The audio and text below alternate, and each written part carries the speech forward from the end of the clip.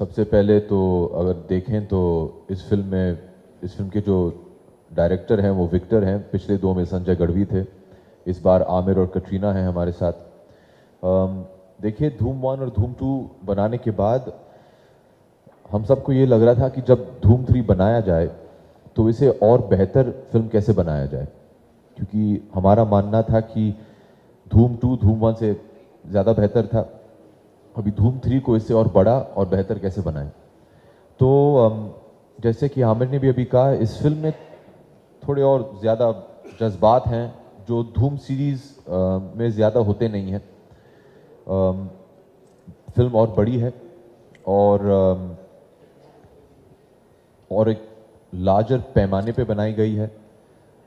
जब आप फिल्म देखेंगे तो आपको समझ में भी आ जाएगा कि इसमें और कितने और अंतर भी हैं, लेकिन वो अभी आपको बता दें तो फिर आप फिल्म में मज़े नहीं ले पाएंगे। लेकिन ये मेरा मानना है कि सबसे अलग धूम है। धूम 1 और धूम 2 से ये सबसे अलग है। I think the really nice and refreshing thing about Jay and Ali is that they never change. They're a constant in all the three. There's an involvement in the franchise. The franchise grows, changes, becomes bigger. What's constant is Jay and Ali always remain the same. Their camaraderie, their banter, their relationship is the same. I think Ali in the last two has finally been promoted as well. So that's what I like about Jay and Ali. They don't change. They're exactly the same. In Dhoom 2, Sweetie is pregnant. It's been 7 years since Dhoom 2, so I presume I have a 7-year-old kid. We have no idea where that child is, or where my wife is either. We've not had any reference to her in this film, which is a point I will take up with Victor here on my left a bit later. Yeah, I presume the child is there. But like I said, generally don't really change. And if you ask us, I think every minute shooting the film, the great thing about Dhoom is whether you're on set or you're off set, it's always a lot of fun. The work that you do is a lot of fun. Like Amir said, you get to do some great stunts, you get to do some great work, you get to do things that you possibly wouldn't get the opportunity to do in your everyday life.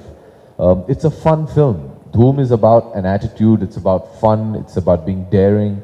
And offset as well, when you have great co-stars like Uday and I did on this film, you have a lot of fun as well. That's obviously when they have time off from playing chess with each other.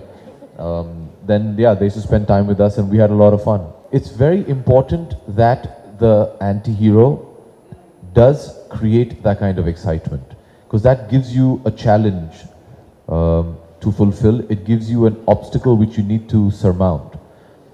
If I may draw parallels to other very popular franchises, the villain in James Bond is always bigger and more evil and a tougher opponent. It needs to be, because if it's not, and if it's going to be very easy for Jay and Ali to catch the bad guy, you're not going to have an interesting film.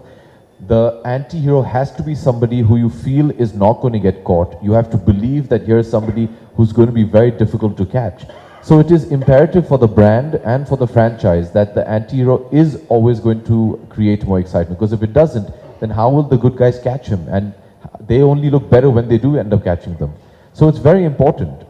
Tomorrow, if we took an absolute nobody in that role and made that role a very simple, average bad guy who's a chain snatcher, and I'd catch him in the first scene, there'd be no film, it'd be no fun. So that's the mold of the film. And in terms of being overshadowed, you know, I don't think, at least I can speak for myself, I don't think like that. I don't choose a film based on what am I going to gain from it. The only thing I'm interested in is it a fun script? Is it going to be something that's worth my while? And most importantly, is it going to translate into a great film? If every actor purely picked scripts on selfish reasons, I think we'd all be making terrible films. And I definitely don't feel that's the way to be choosing scripts. And I do Dhoom because I'm emotional about Dhoom, most importantly. I've always said this, Dhoom 1 was my first ever hit. Dhoom 1 turned my career around. Dhoom 1 is a milestone in my acting career, and things for me, you know, I never look back after that. So it's a very emotional decision for me. Working with Uday is an emotional decision with me. Coming back to Dhoom, which I give a lot of responsibility for making me the actor that I am today, is an emotional decision. Coupled with, it's a great fun film, and who would not want to make a film with Amit?